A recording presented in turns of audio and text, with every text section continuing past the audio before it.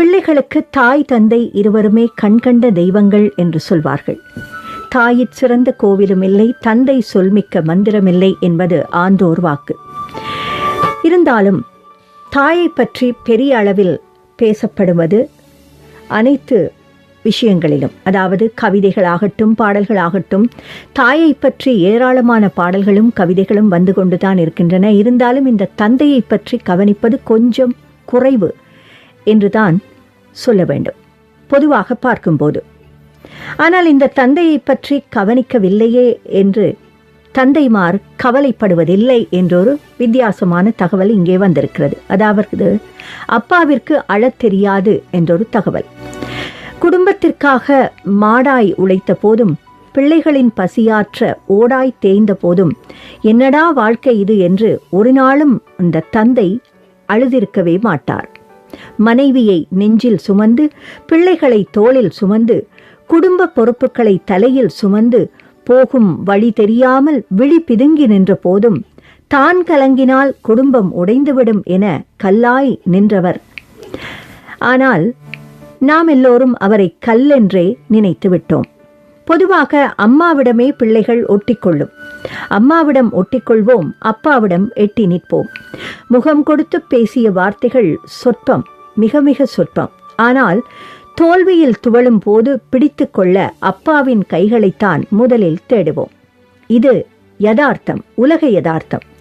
நம்மை அள்ளி அணைத்து முத்தமிட்டதில்லை என்றாலும் தள்ளி நின்று உணர்ச்சி வெள்ளத்தில் ததும்பும் ஜீவன்தான் அந்த அப்பா என்ற ஜீவன். நாம் உண்ணும் சோறும் உடுத்தும் உடையும் படித்த படிப்பும் அப்பாவின் வேர்வையில்தான் என்று ஒரு நாளும் அந்த தந்தை சொல்லிக் காட்டியதே இல்லை.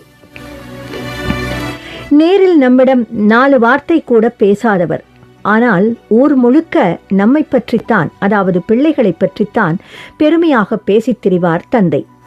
அம்மாவின் பாசத்தை அங்கலாய்க்கும் நாம் அப்பாவின் பாசத்தை உணரக்கூட இல்லையோ என்று தோன்றுகிறது.